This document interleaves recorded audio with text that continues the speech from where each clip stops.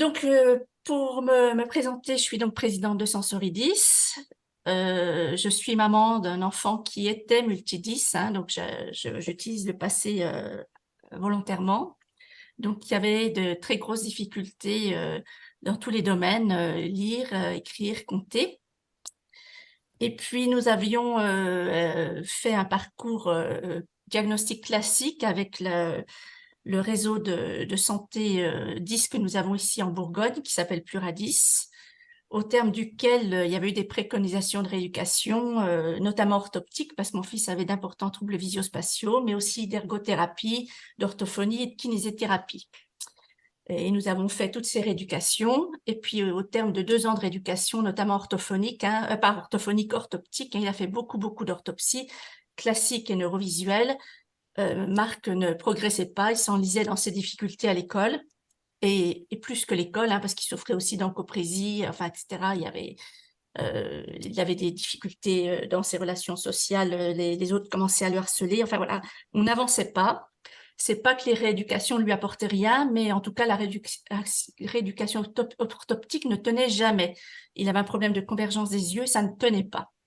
Et donc, comme rien ne fonctionnait, on nous a parlé de la prise en charge proprioceptive qui fait l'objet de recherches ici sur Dijon, en Bourgogne. Voilà, on nous a dit que c'était encore nouveau, donc contesté, comme toutes les nouvelles approches en médecine, mais puisque de toute façon rien ne fonctionnait avec notre fils, eh ben, on ne perdrait pas grand-chose d'essayer. Et donc, c'est ce que nous avons fait. Et nous avons vu Marc progresser petit à petit. Alors attention, c'est pas une baguette magique, hein, on va y revenir tout à l'heure quand on va parler du traitement. C'est une rééducation sensorimotrice longue et exigeante, mais qui peut avoir des résultats assez spectaculaires sur du long terme. Donc aujourd'hui, Marc a 20 ans, il est en 3e année de BUT informatique, il fonctionne tout à fait normalement. Il a passé son permis de conduire dans des conditions tout à fait standards, normales, avec un levier de vitesse classique et il conduit très bien. Voilà, il n'a plus du tout de difficulté à gérer son regard. Vous allez voir des exemples quand il était petit, c'était quand même pas gagné d'avance. Donc voilà, face à ce constat, avec d'autres familles, dont Marie-Céline, qui a elle aussi vu des améliorations chez ses enfants, on s'est dit avec d'autres familles qu'on ne pouvait plus laisser les chercheurs seuls dans l'arène parce qu'ils s'en prennent plein la figure et qu'il fallait qu'un petit peu, nous, les familles, on monte au créneau, on crée une association pour faire connaître cette prise en charge, en tout cas pour qu'on y prête attention et puis que ma foi, peut-être que l'État mette plus de moyens dans la recherche, qu'on avance enfin sur le sujet, voilà, que les familles donnent au moins un signe d'alerte pour dire, voilà, il se passe quelque chose ici. Et donc voilà, donc ça va faire 5 ans, hein, puisque ça va bientôt être l'anniversaire de Sensoridis, nous avons créé cette association dans ce but-là, donc de faire connaître cette prise en charge et d'avancer un petit peu avec nos partenaires de l'INSERM, parce que comme c'est très contesté, c'est vraiment important de rester très proche de la recherche et des chercheurs pour avoir de la crédibilité. Donc voilà pour ma présentation rapide. Je ne sais pas si Marie-Céline, elle veut ajouter quelque chose pour elle. Bah, non, je te rejoins effectivement, bah, moi j'ai 3 enfants et le deuxième était, particulièrement atteint par des troubles multidis et effectivement, alors nous on a enfin j'ai découvert, ce traitement, il était déjà, au milieu du collège, donc c'était un peu tardif. Il avait déjà accumulé des lacunes, mais, pour autant, le traitement l'a beaucoup aidé. Très rapidement, il a pu avoir une lecture fluide, ce qui n'était pas le cas, améliorer son écriture et ça a tenu dans le temps, hein, tout à fait. Il se faisait mal tout le temps, il tombait, je prenais un abonnement à l'hôpital tellement qu'il se faisait mal et ça a disparu totalement. Donc ça, c'était vraiment, ben, super, hein, parce que c'était vraiment dans la vie quotidienne. Et son petit frère, j'ai très rapidement vu qu'il prenait la même voie que son frère, hein, parce que moi je suis enseignante et je les avais dans ma classe en CP, CE1.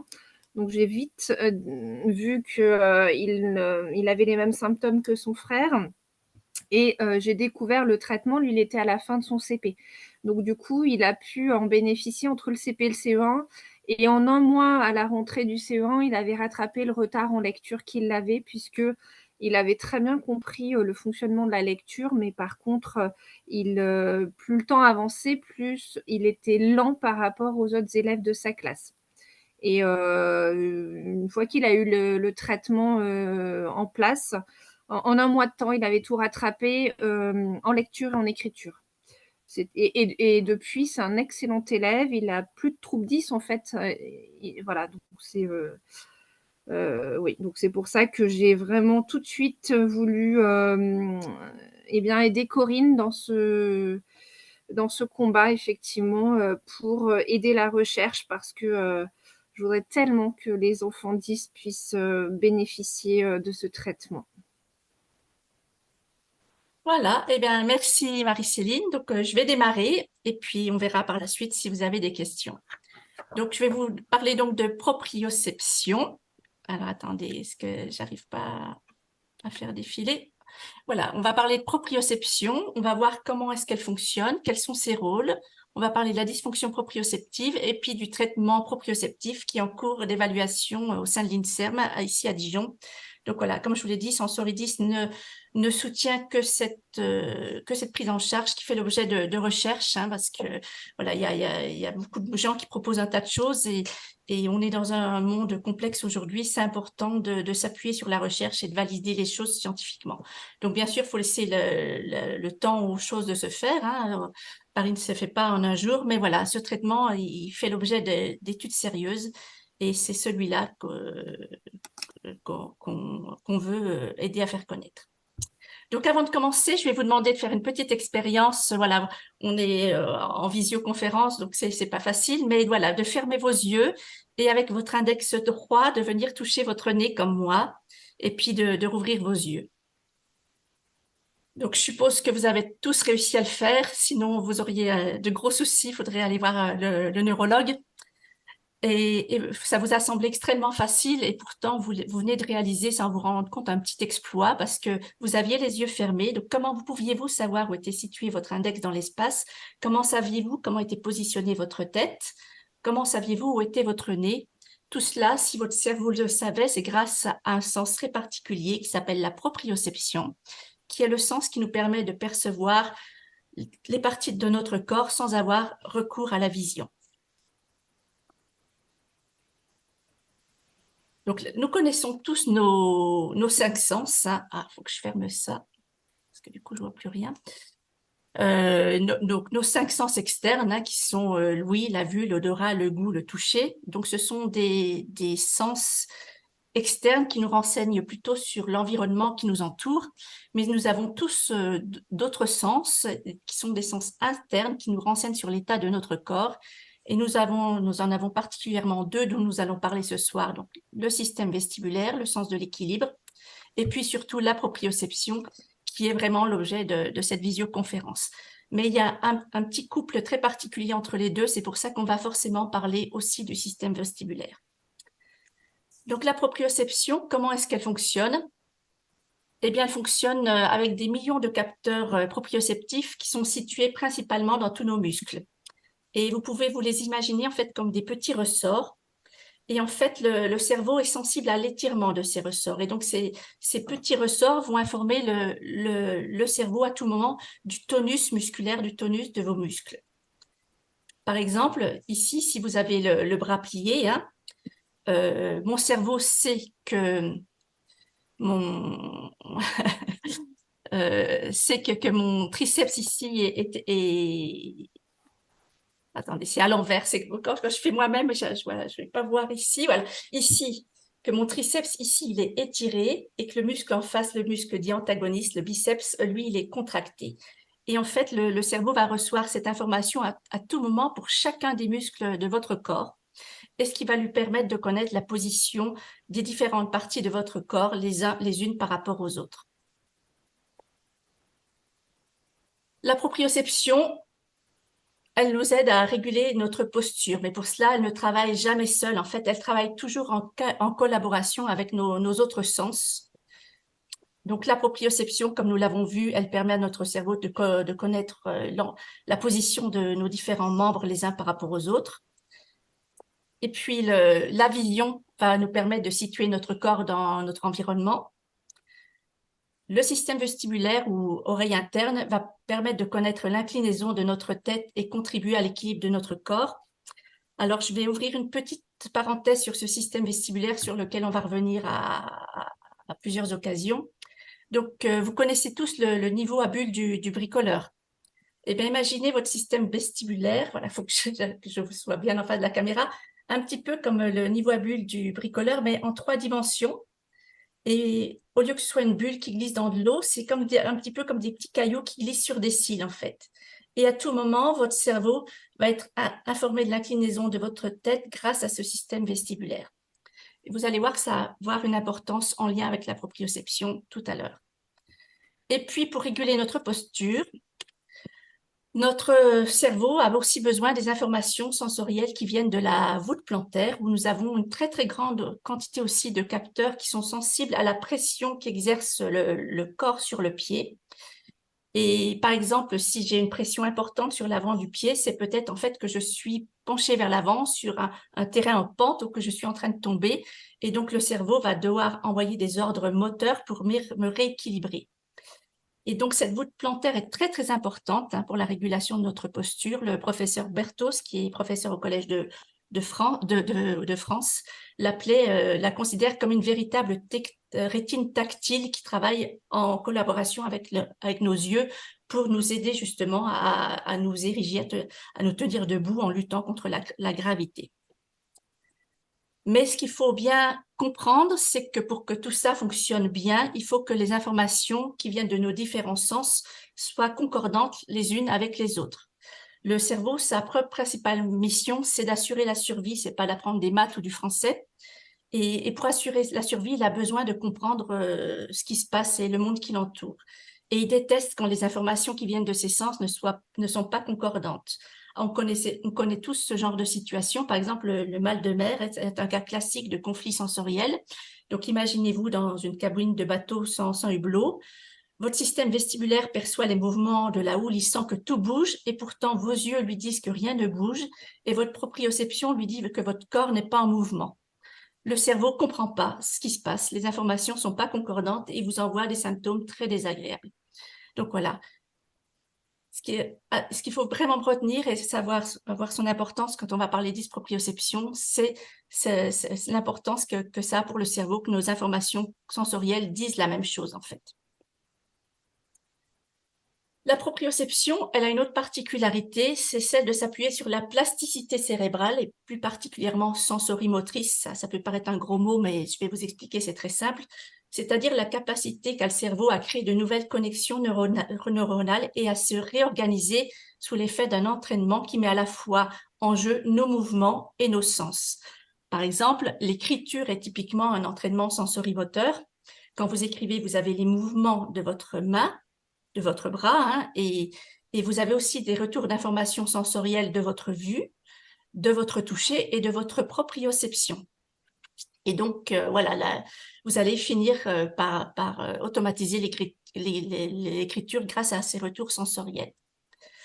Donc, en fait, quand le bébé vient au monde, il a très, très peu conscience de son corps. Et ce sont ces interactions avec son environnement, au travers de ses mouvements et de ses retours sensoriels, qui vont lui permettre d'élaborer petit à petit des représentations internes de son corps et des actions qu'il peut réaliser avec ses membres.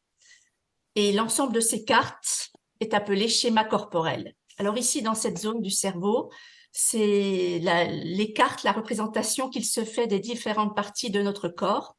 Et puis ici, dans le cortex moteur, il y a tous les mouvements qu'il peut ordonner. Donc, Christine Assayante, qui est une chercheuse qui travaille au CNRS de Marseille et qui travaille beaucoup sur ce lien entre le schéma corporel et la proprioception, elle estime que le schéma corporel, enfin, elle estime, grâce aux études en imagerie qu'elle a faites, que le schéma corporel est déjà bien en place chez l'enfant à partir de 7-8 ans, et puis il mature lentement jusqu'à la fin de l'adolescence.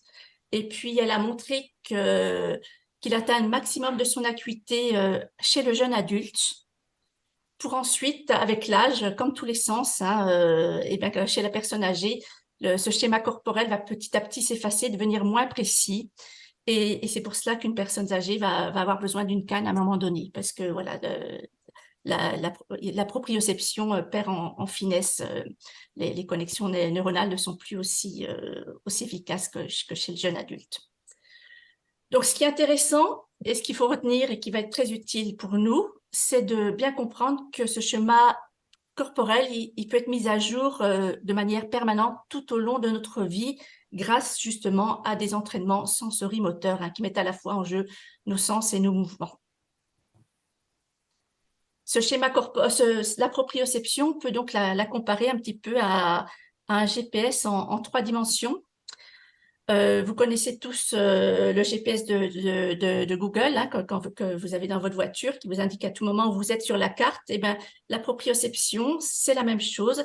Ces cartes, c'est le schéma corporel. Et donc, à tout moment, vous allez connaître l'emplacement de vos différents membres dans l'espace grâce à cette proprioception qui s'appuie donc sur le schéma corporel.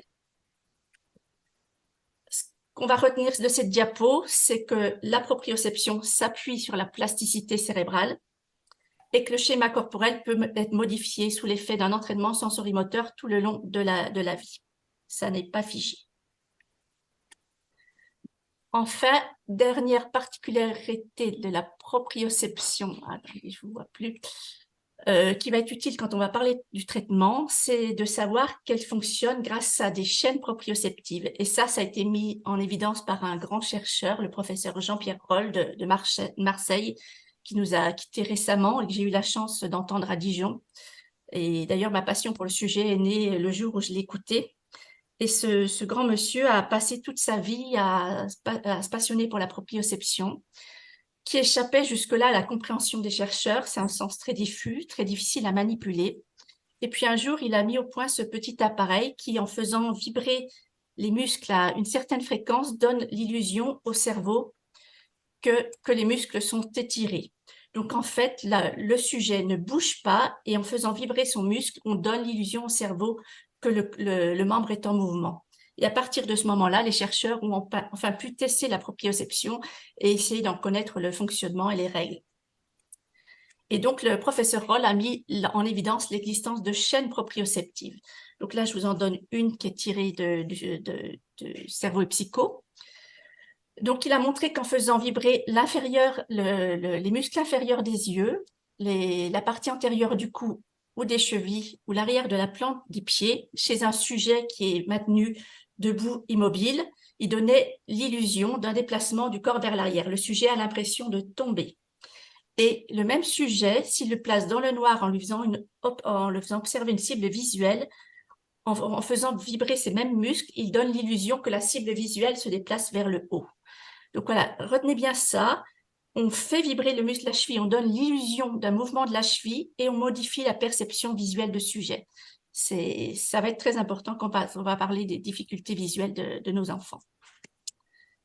Donc évidemment, voilà, ça c'était une chaîne proprioceptive, mais il y en a d'autres. Donc voilà, on va retenir l'existence de ces chaînes proprioceptives qui vont nous permettre de comprendre le traitement tout à l'heure. Et puis, on voit que la proprioception, elle joue un rôle dans la localisation spatiale visuelle. Donc voilà pour la manière dont fonctionne la proprioception. Maintenant, on va voir ses rôles, parce que la proprioception, elle a 3 grands rôles. Le plus connu, le plus étudié, le plus connu aujourd'hui, c'est celui qu'elle occupe dans la régulation du tonus postural et la réalisation de nos mouvements et leur coordination. Donc, en fait, nous l'avons vu, la proprioception, à chaque instant, informe notre cerveau de la position de nos muscles, de segments corporels les uns par rapport aux autres. En retour, le cerveau peut envoyer des ordres moteurs pour réaliser le mouvement qu'il désire faire, et donc il distribue le tonus musculaire. À ce moment-là, la proprioception va l'informer du nouvel état des muscles. Le cerveau va pouvoir voir si effectivement c'est ce qu'il voulait ou pas. Si c'était pas ça, il va pouvoir corriger son mouvement et envoyer un nouvel ordre moteur. Et tout ça, ça fonctionne en boucle permanente. Et c'est donc grâce à la proprioception qu'on va pouvoir réaliser et coordonner des mouvements et puis aussi les automatiser. Le professeur Jacques Paillard, donc, qui a aussi beaucoup travaillé sur la proprioception, disait que l'automatisme, c'est le proprioceptif.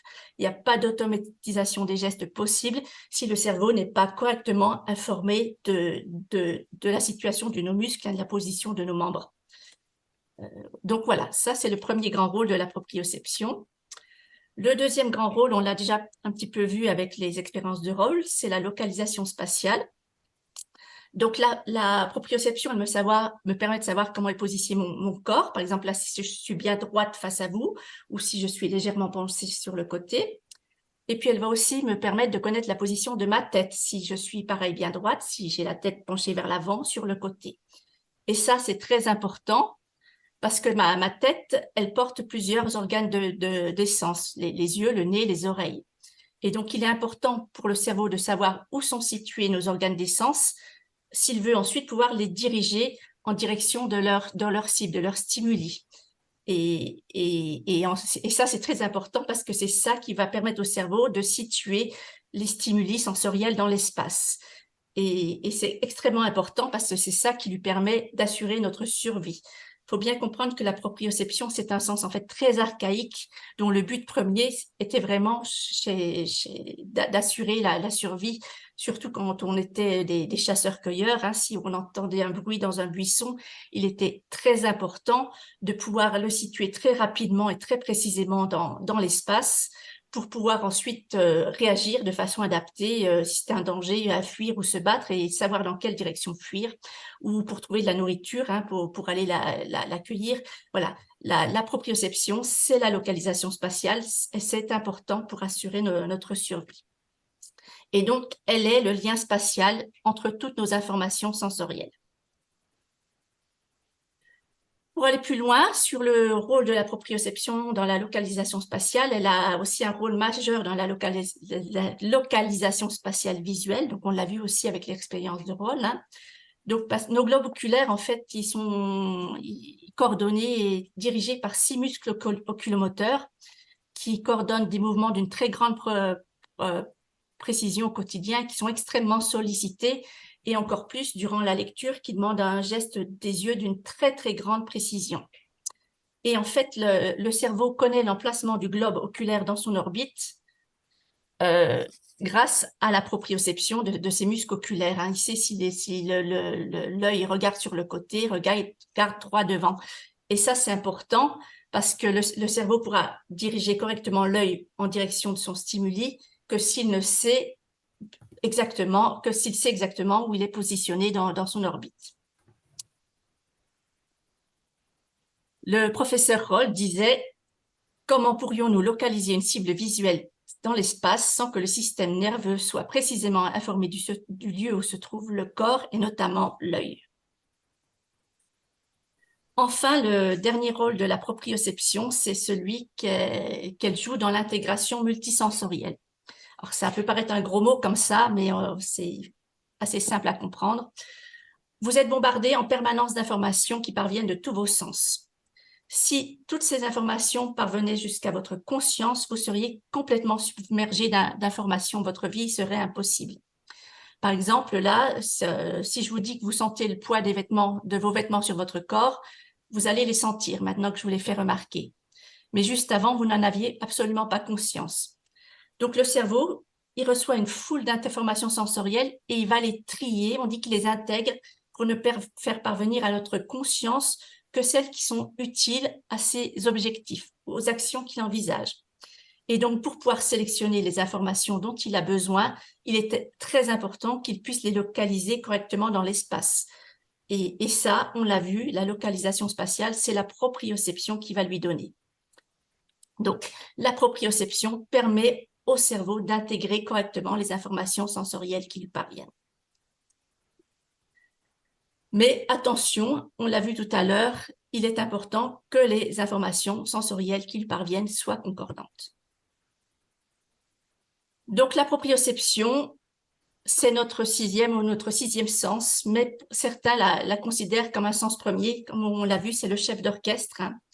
Les docteurs Quercia et Marino, qui travaillent beaucoup sur la dysfonction proprioceptive, représentent la proprioception au cœur d'un triangle fonctionnel ou voilà, il faut que la proprioception fonctionne parfaitement pour que ces trois fonctions soient elles aussi efficaces.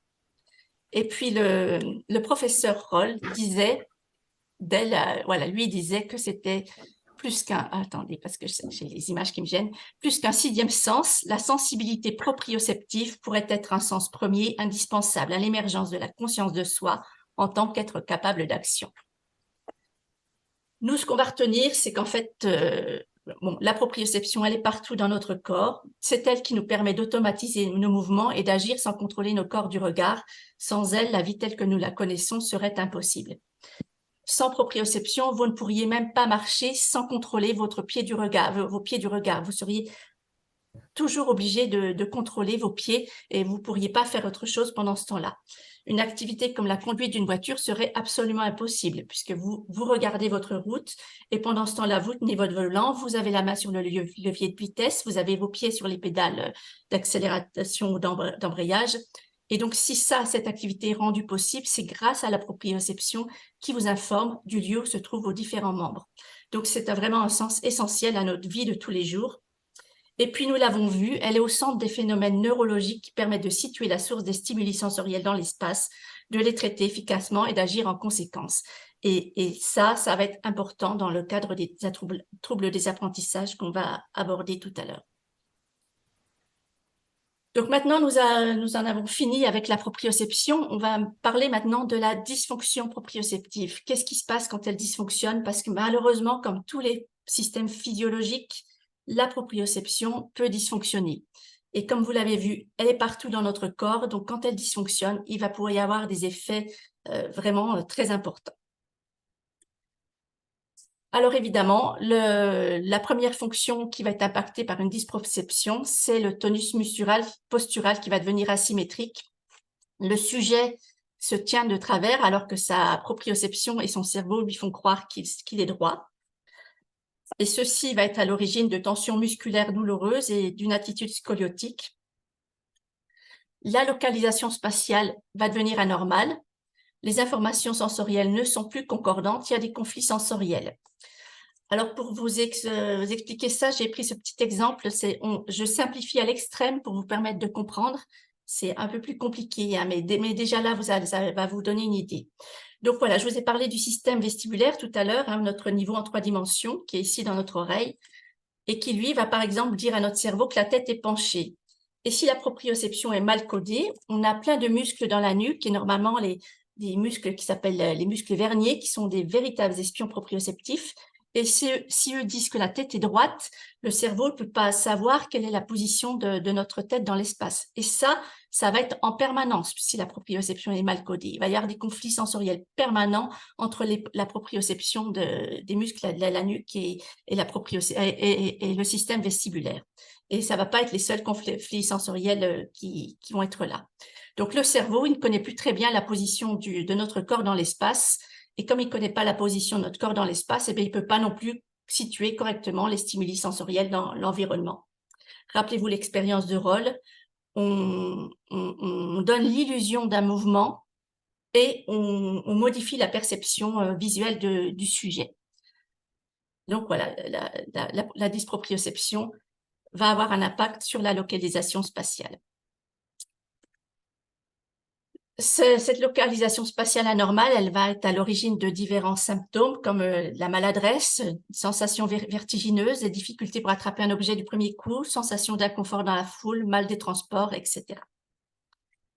Et puis nous l'avons vu, la proprioception est aussi dans les muscles oculaires et la proprioception des muscles oculaires peut aussi dysfonctionner. Dans ce cas-là, le cerveau n'est pas informé correctement de l'emplacement du globe oculaire dans son orbite et donc il ne pourra pas le diriger correctement en direction de son stimuli. Et ça va être d'autant plus flagrant dans l'activité de lecture qui demande vraiment un geste d'une très, très grande finesse. Donc, il va y avoir une mauvaise localisation des mots à lire, des saccades oculaires de mauvaise qualité, des sauts de mots, de lignes. Et cela aussi peut avoir un impact sur l'apprentissage des mathématiques quand l'enfant n'arrive pas à dénombrer correctement. Et donc, du coup, je vais pouvoir vous donner des exemples de troubles visio-spatiaux, puisqu'en fait, j'avais un très beau spécimen, moi, à la maison, avec mon fils. Donc là, c'est pas mon fils. J'ai trouvé ça sur la page Facebook de l'association Ardis, qui est l'association en lien avec le docteur Virlet, qui fait aussi de la recherche sur la prise en charge proprioceptive dans les troubles 10 à Lille. Et lui, il fait ça avec des mesures de eye tracking, en fait, hein. Donc, c'est des appareils qui permettent de mesurer le déplacement oculaire. Et donc, voilà, ça, c'est les mouvements de eye tracking d'un enfant dyslexique dysproprioceptif qui sont très anarchiques. Et voilà les mouvements. Alors, je ne sais pas si c'est ceux du même enfant après traitement ou si c'est ceux du sujet contrôle, mais voilà ce que doivent être normalement des saccades oculaires efficaces. Donc ici, ça, c'est un exemple d'un cahier de mon fils. Donc, c'est mon fils quand il était au CP. Donc, vous voyez que le dénombrement est impacté puisqu'il s'était donné beaucoup de mal pour dénombrer ses petites coccinelles, pour faire des tas de 10, hein. On voit qu'il met des petits points dessus. Il a beaucoup gommé. Il s'y est repris à plusieurs fois pour au final rendre quelque chose d'absolument faux. Ici, c'est au CE1. Donc là, c'est un repérage sur un quadrillage. Vous voyez aussi, c'est difficile. Il se donne du mal. Il gomme. On voit qu'il fait beaucoup d'efforts pour finalement faire aussi quelque chose de complètement faux. Là, c'est... Alors, je vois plus la classe, je crois que c'est CM1, parce que moi, j'ai vos visages, ça cache tout. Voilà, je l'ai trouvé intéressante. Donc, c'était une dictée de mots, donc il n'y a pas de faute d'orthographe parce qu'on avait passé des heures à la préparer. Mais ce qui est intéressant ici, c'est la dysgraphie spatiale. Vous voyez la manière dont il avait perçu la marge. Donc, quand vous avez un enfant qui vous ramène un cahier comme ça, vous comprenez pas. Vous vous dites, c'est pas possible, tu le fais exprès. Et rappelez-vous l'expérience de rôle, une information sensorielle proprioceptive erronée, ne serait-ce qu'au niveau de la cheville, change votre perception de l'espace. Donc là, vous avez typiquement des troubles visio-spatiaux en lien avec la dysfonction proprioceptive. Et puis, pour finir, je vous ai mis cet exemple du cahier de mon fils en CM2. Parce que voilà, on sortait quand même de 2 années de rééducation orthoptique.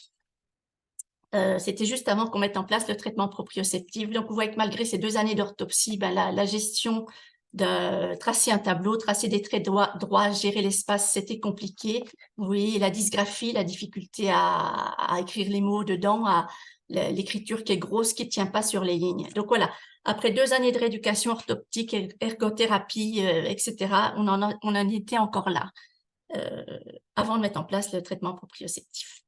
Donc voilà, pour vous permettre de réaliser l'impact que peuvent avoir ces informations erronées, proprioceptives erronées, sur la manière dont vos enfants perçoivent les choses. Enfin, la dernière fonction de la proprioception qui va être altérée, c'est l'intégration sensorielle, hein, dont je vous ai parlé tout à l'heure. Donc, je vous l'ai dit, les informations sensorielles ne sont pas concordantes entre elles, il y a des conflits sensoriels. Et donc, le cerveau va avoir bien évidemment du mal à sélectionner les informations qui sont utiles à l'action qui doit être réalisée. Et donc, il y a des pertes d'informations sensorielles qu'on appelle des pseudoscotomes perceptifs. Alors ça a été démontré par l'équipe de Dijon qui a publié dans Clinical Ophthalmology en 2020 que chez l'enfant dyslexique, en fait, l'enfant dyslexique a des pertes d'informations visuelles à l'écoute de sons, en fait, hein. Ils leur mettent un casque sur les oreilles et en fait, ces enfants ont des pertes visuelles complètement aléatoires et complètement inconscientes. Alors, à l'écoute des sons. Donc, imaginez à l'école, quand il y a du bruit dans la classe, si on veut lui apprendre à lire et que lui, il perd les informations visuelles, eh ben ça va être très difficile pour lui d'apprendre à lire. Et moi qui suis dysproprioceptive et qui ai déjà échangé avec des sujets dysproprioceptifs, je pense qu'il se passe exactement la même chose avec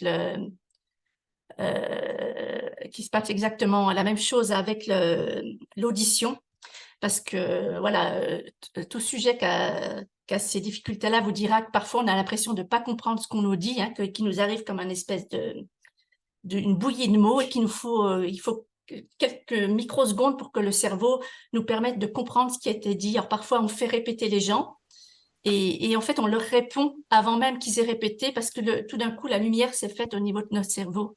Et moi je suis persuadée qu'on a le même phénomène, qu'on a des pertes d'informations auditives avec d'autres stimulations visuelles notamment, mais voilà. En fait, voilà, notre cerveau doit en permanence essayer de reconstituer ce qui se passe autour de nous parce qu'il y a des pertes d'informations sensorielles. Donc, voilà, là, les trois fonctions dans lesquelles intervient la proprioception sont donc évidemment impactées, mais la proprioception, je vous l'ai dit, elle est partout dans notre corps. Donc, il va pouvoir y avoir des conséquences au niveau de la bouche, où nous avons aussi beaucoup de muscles, notamment pour diriger notre langue. Mais je ne vais pas m'étendre dessus parce qu'il nous faudrait 2 heures de présentation et je vais vous noyer. Par contre, je vais quand même vous parler de l'impact d'une dysfonction proprioceptive sur la respiration et le sommeil parce que ça va avoir un lien direct sur les apprentissages. Donc, en fait, quand nous respirons, nous ne respirons pas qu'avec nos poumons, nous respirons aussi avec notre diaphragme, qui est un muscle que nous avons sous les poumons et qui agit un petit peu comme une seringue, hein, qui va aider nos poumons à se remplir et à se vider. Et en fait, la nature est bien faite, normalement, quand nous aspirons, que nos poumons rentrent en dépression, il y a un arc réflexe ici au niveau du pharynx pour que celui-ci ne se referme pas et que l'air continue de rentrer. Mais il se trouve que quand il y a une dysproprioception, il peut arriver que cet arc réflexe ne fonctionne plus très bien chez ces enfants-là, durant les phases de sommeil paradoxales, qui sont une phase de sommeil pendant laquelle notre corps devient tout mou. Et donc, en fait, on sait aussi aujourd'hui que cette phase de sommeil est extrêmement importante pour la mémorisation. Donc, ces micro-pauses respiratoires pendant cette phase de sommeil vont faire que le cerveau va provoquer des micro-réveils, puisque, comme je vous l'ai dit, sa mission principale au cerveau, c'est d'assurer la survie, donc il ne va pas vous laisser vous étouffer. Mais par contre, comme votre enfant a eu plein de micro-réveils dont il n'est absolument pas conscient, le lendemain, il n'aura pas mémorisé la leçon que vous aviez passé des heures à apprendre la veille avec lui. Et puis, ben, il va avoir des troubles attentionnels, des problèmes de concentration. Et puis, un enfant, quand il est fatigué, et ben, parfois, il est agité pour ne pas s'endormir. Voilà. Et donc, c'est parfois des enfants qui vont avoir un diagnostic de TDAH, alors qu'en fait, ce sont des enfants qui ont des problèmes respiratoires. Donc, le plus fréquemment, un SARVAS, syndrome d'augmentation de résistance des voies aériennes supérieures, mais parfois, c'est des véritables apnées du sommeil. Et souvent, ça évolue à l'âge adulte, de toute façon, vers de véritables apnées du sommeil. Donc, si vous voulez en savoir un peu plus sur ce sujet, je vous recommande de visionner la visioconférence que nous avait donnée le docteur Patrick Kersiak, dit Le jour agité la nuit, qui est sur la chaîne YouTube de notre association. Et pour information, Sensoridis participe financièrement à une étude qui est en train de se terminer, qui évalue justement ce lien entre proprioception, sommeil et attention chez l'enfant dyslexique. Donc voilà, quand la proprioception dysfonctionne, on passe donc de ce triangle où tout fonctionne très bien et où tout est harmonieux à un triangle où une dysfonction proprioceptive va impacter toutes les fonctions dans lesquelles intervient la proprioception. Mais il faut bien comprendre que c'est pas tout ou rien. On passe pas de là, c'est pas ça ou ça. Il y a une zone pendant laquelle le cerveau arrive à compenser les informations sensorielles, éroniques qui lui parviennent. Et puis, quand il y a vraiment trop de conflits sensoriels, et puis parfois, voilà, avec l'âge, hein, en vieillissant, puisque notre proprioception, comme tous les autres sens, elle devient de moins bonne qualité. Parfois, c'est la fatigue aussi. Et bien, il va arriver un moment donné où le cerveau décompense. Il n'arrive plus à compenser, on dit qu'il décompense. Et c'est là que vont apparaître les symptômes de la dysfonction proprioceptive. Dans tous les cas, quand le cerveau décompense, il y aura toujours des symptômes dans les 3 domaines où intervient la proprioception. Mais ils seront différents d'un sujet à l'autre selon la manière dont son cerveau décompense. Parfois, ils seront plus importants là, parfois ils seront plus importants là, parfois ils sont plus importants là. Et parfois, ces symptômes vont évoluer au cours du temps, ce qui fait que c'est encore une pathologie qui reste un peu difficile à comprendre par le monde médical. Dans le cadre des autres troubles des apprentissages, je vous ai résumé un petit peu ça dans ce tableau-là pour vous permettre de visualiser l'impact d'une dysfonction proprioceptive chez l'enfant. Donc, comme je vous l'ai dit, il y aura toujours des signes dans les 3 grands domaines où intervient la proprioception. Donc, il y aura des signes musculaires avec parfois une posture anormale, des douleurs, de la fatigue, des maux de ventre, maux de tête, parfois une pseudo-hyperactivité parce que quand vous avez des contractures musculaires, eh ben, vous bougez, ça vous permet d'aller mieux. Il y aura toujours des signes spatiaux, alors ça peut être un mauvais contrôle de la motricité, un manque d'équilibre, mauvaise localisation spatiale, des vertiges, des difficultés de coordination du geste et d'écriture. Il y aura toujours des signes perceptifs avec des pertes visuelles inconscientes, l'impossibilité de se concentrer, l'impression de lire et d'entendre sans comprendre, des difficultés en lecture. Et puis, facteur aggravant, mais qu'on retrouve chez les enfants dysproprioceptifs qui sont aussi 10, hein, qui ont des troubles 10 à l'école, ce sont les signes nocturnes. Alors, avec une fatigue générale, les enfants qui respirent la bouche ouverte en dormant, qui ronflent, qui ont des pauses respiratoires durant le sommeil, des difficultés de mémorisation et de concentration, et des difficultés attentionnelles à l'école. Et selon l'importance de ces troubles, hein, quand ils sont très importants, eh bien, on pourra avoir parfois ici des diagnostics de dysgraphie ou de dyspraxie. On pourra avoir ici un diagnostic de dyslexie, et ça a été montré par l'équipe de Dijon en 2021, qui a publié dans une revue du groupe Nature, que les enfants dyslexiques ont tous un trouble proprioceptif et que celui-ci, l'intensité de celui-ci est corrélée à leur difficulté en lecture. Plus le trouble proprioceptif est grand et plus les difficultés en lecture sont grandes. Et puis ici, on pourra aboutir à des diagnostics de TDAH, alors qu'en fait, ce sont pas de vrais TDAH, mais des enfants qui ont des difficultés respiratoires pendant leur sommeil. Donc voilà, attention, tous ces signes sont possibles, mais pas toujours présents dans leur ensemble. Et en plus, il y en a d'autres, je vous en ai mis que quelques-uns, mais c'est pour vous permettre un petit peu de visualiser la situation. Vous l'aurez compris, l'enfant va avoir des difficultés à l'école, mais va aussi avoir la dysfonction proprioceptive aura aussi un impact sur sa vie, sa qualité de vie, avec de la fatigue, des maux divers, et puis aussi sur tous ses loisirs, où il sera parfois maladroit, où il aura du mal à faire ses lacets, reconnaître sa droite et sa gauche, faire du vélo, etc. Donc voilà, la dysfonction proprioceptive, c'est pas quelque chose d'anodin. Et puis, comme une difficulté ne vient jamais seule, hein, c'est tout le temps le cercle vicieux qui s'active, et ben ça pourra s'accompagner de difficultés relationnelles, d'un isolement de l'enfant, parfois d'harcèlement scolaire. Hein, moi, j'ai connu ça avec mon fils. Mauvaise estime de soi, anxiété, phobie scolaire parfois, épuisement, état dépressif, etc. Donc voilà, un trouble de la proprioception, c'est pas quelque chose d'anodin et ça dépasse très largement le cadre scolaire. C'est vraiment toute la vie de l'enfant qui peut être impactée. Mais la bonne nouvelle, et on a un petit peu vu pourquoi au début de cet exposé, c'est qu'en fait, la proprioception, eh bien, on peut la recoder. Le schéma corporel, on peut le recoder grâce à un traitement proprioceptif. Et donc, voilà, je vais vous présenter celui qui fait l'objet d'une évaluation scientifique au sein de l'INSERM, ici à Dijon.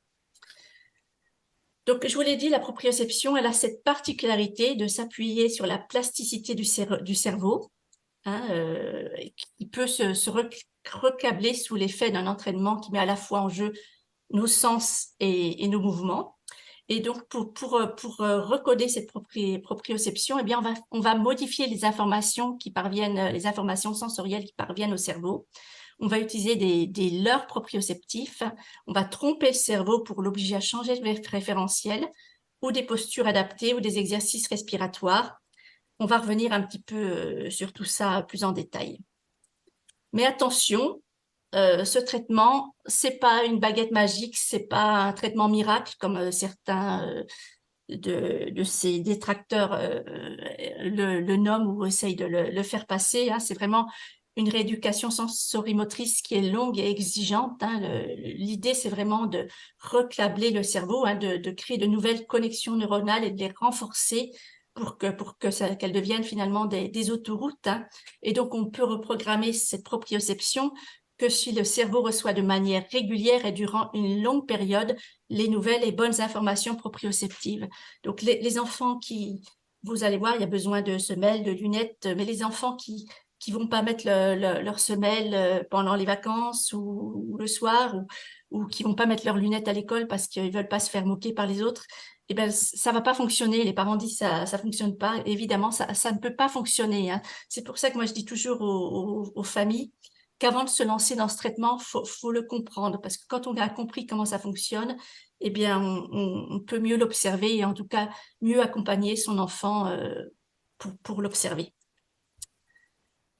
Donc, l'idée du traitement proprioceptif, c'est justement de sortir de cette zone où la dysproprioception rend la vie de l'enfant absolument difficile, pour revenir dans cette zone de normalité où une bonne proprioception va permettre à l'enfant de s'épanouir, que ce soit à l'école ou à la maison. Donc, comme je vous l'ai dit, on peut reprogrammer la proprioception grâce à des stimulations proprioceptives dès l'heure. On trompe le cerveau et donc on peut leurrer le cerveau au niveau du capteur oculaire. Donc, on va utiliser des prismes de faible puissance. On dévie très, très légèrement la lumière qui arrive sur l'œil, ce qui va modifier très légèrement l'endroit où l'image se forme sur la rétine.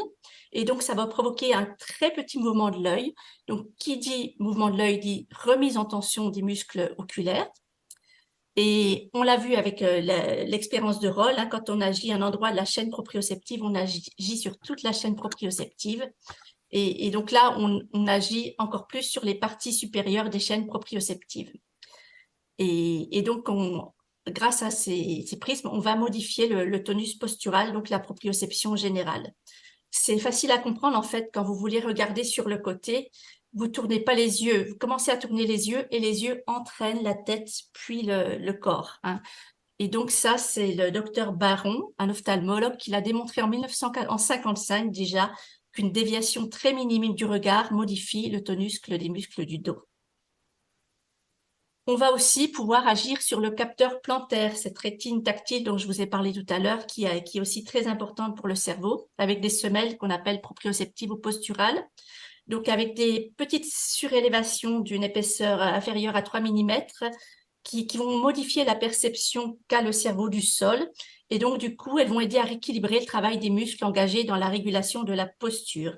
Et ces semelles, elles vont agir plus particulièrement sur les chaînes basses proprioceptives, et donc elles vont diminuer les contractures musculaires des parties inférieures du corps. Et c'est des enfants qui parfois auront moins besoin de bouger parce que du coup, il y aura moins de contractions musculaires. Et puis, on peut aussi agir sur la bouche, mais comme je vous l'ai dit, je ne vais pas rentrer dans les détails de la bouche parce que ce serait beaucoup trop long. On peut aussi utiliser des proprioceptions adaptées pour reprogrammer le schéma corporel. Et donc ça, on va utiliser en classe un pupitre incliné à 30 degrés pour soulager les muscles des yeux qui sont très impliqués dans la lecture. C'est normalement notamment les muscles obliques. Et puis les pieds posés bien à plat pour enseigner sur le cerveau sur l'équilibre du corps. Si l'enfant est petit, il faudra un marchepied. Et rappelez-vous, cette information, c'est très importante pour le cerveau, pour réguler la posture. Cette rétine tactile, si votre enfant n'a pas les pieds posés au sol, il sera comme aveugle à une partie des informations qui lui sont utiles pour s'équilibrer. Donc, si votre enfant a en plus une proprioception défaillante et qui lui donne des mauvaises informations, si en plus il a les pieds qui ne sont pas posés au sol, le cerveau ne pourra pas du tout se concentrer sur le cours de maths. Lui, sa préoccupation, ce sera d'assurer l'équilibre. Ce sera un petit peu comme si vous essayiez d'apprendre à lire en équilibre sur une poutre. Donc, voilà, c'est important pour ces enfants d'avoir ce petit marchepied. Et bon, le tout, bien sûr, avec les prismes. Là, sur ce dessin, j'aime pas trop ce dessin pour ça parce que l'enfant n'a pas ses lunettes. Donc voilà, il faut que tout le traitement soit mis en jeu. Et puis ici, dans le meilleur des cas, voilà, il y a des mairies qui acceptent de financer des tables ergonomiques et Phaistos. Et ça, c'est vraiment le top pour ces enfants.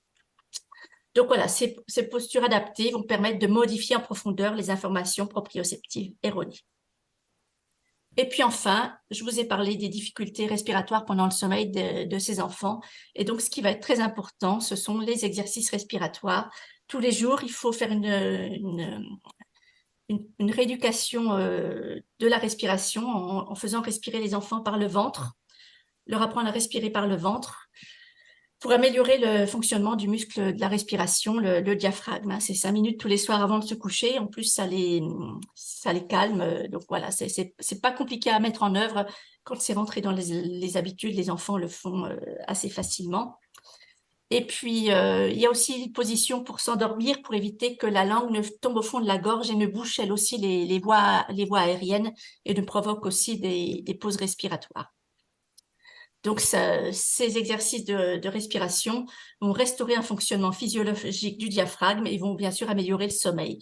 Donc, le lendemain, l'enfant sera moins fatigué, il aura moins de problèmes d'attention et de concentration et il mémorisera beaucoup mieux. Puis, comme je vous l'ai dit, maintenant, hein, c'est démontré par la science, on le sait, que la mémorisation, elle se fait durant le sommeil. Et aujourd'hui, on comprend ce qui avait été démontré par des études il y a quelques années, on ne savait pas pourquoi. Il avait été démontré qu'en fait, le traitement proprioceptif fonctionnait mieux chez les enfants qui faisaient les exercices respiratoires. À l'époque, on ne savait pas pourquoi, mais voilà, aujourd'hui, cette compréhension sur le rôle de la respiration dans les troubles du sommeil permet de comprendre pourquoi elles sont si essentielles dans la prise en charge proprioceptive. S'agissant de l'école, donc vous l'aurez compris, le traitement proprioceptif ne peut suffire à lui seul pour restaurer les fonctions cognitives de l'enfant. Le traitement proprioceptif a pour rôle de recoder la proprioception, reprogrammer le schéma corporel, de supprimer les conflits sensoriels. Et donc, l'enfant étant mis dans de bonnes conditions sensorielles, à ce moment-là, les autres rééducations vont pouvoir enfin fonctionner et être plus efficaces, et notamment l'orthophonie dans le cadre de la dyslexie. Et puis, le temps que ces rééducations se fassent, il faudra bien évidemment qu'il y ait des aides pédagogiques à l'école. Et les parents, pour le soutenir, vous avez tous des enfants 10, vous savez à quel point c'est difficile. Donc, les enfants ont besoin du soutien de la famille pour l'école, mais aussi pour continuer la prise en charge proprioceptive, parce que, comme je vous l'ai dit, elle dure plusieurs années. En moyenne, c'est 4 ans. Mon fils, il a eu les prismes 7 ans, et aujourd'hui, il a 10 ans, il a toujours les semelles et les petits alphes, hein. Mais bon, il n'a plus besoin d'exercice respiratoire. Donc voilà, il faut vraiment soutenir l'enfant pour durer. Parce que parfois, il y a des gens, ils s'arrêtent au bout d'un moment parce que ça va mieux, mais ils ne sont pas allés jusqu'au bout du traitement. C'est bien dommage. Parce que quand on va jusqu'au bout, on peut vraiment avoir des résultats assez spectaculaires. On peut aller jusqu'à la restauration des fonctions cognitives, en fait. On ne se contente pas de compenser, hein. On peut vraiment restaurer ce qui ne s'était pas mis en place correctement. Donc, l'enfant, bien sûr, grâce à la prise en charge proprioceptive et les autres rééducations, ben, il fonctionnera mieux à l'école, mais c'est aussi toute sa vie d'enfant qui va en être améliorée et qui sera beaucoup plus heureuse.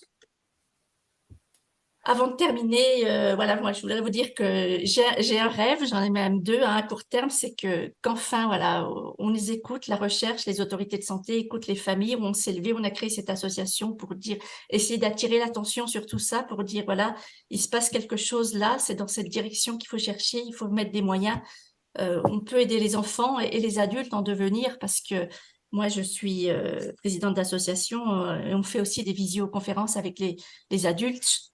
La dysproprioception ne s'arrête pas quand on devient adulte, hein, au contraire, et les symptômes vont même s'aggraver en vieillissant puisque la proprioception vieillit. Donc, mon rêve, c'est qu'on nous écoute un petit peu pour mettre plus de recherche dans tout ça. Et puis, mon rêve à plus long terme, mais je suis sûre que ce sera une réalité un jour. Dans 50 ans, c'est sûr, mais j'espère bien avant, c'est qu'en fait, qu'on contrôle la proprioception des enfants avant leur entrée en CP, de la même façon qu'on contrôle aujourd'hui l'acuité visuelle. Ça paraît naturel de contrôler la vue d'un enfant avant qu'il apprenne à lire. Eh bien, j'espère qu'un jour, on contrôlera l'acuité proprioceptive de tous les enfants. Quand on a compris à quel point la proprioception est importante dans la construction de l'enfant, ça me paraît essentiel un jour d'en arriver là. Mais pour ça, il va falloir encore convaincre, faire de la recherche. Enfin voilà, on essaye de s'y atteler. Je vous remercie de votre attention. Donc voilà, je vais pouvoir répondre à vos questions dans la mesure du possible, hein. Je ne suis pas chercheuse, je ne suis pas médecin, mais si je peux répondre à vos questions, voilà, vous pouvez les poser. Je vais déjà couper le partage d'écran. Alors où c'est que ça se passe? Arrêter le partage. Voilà.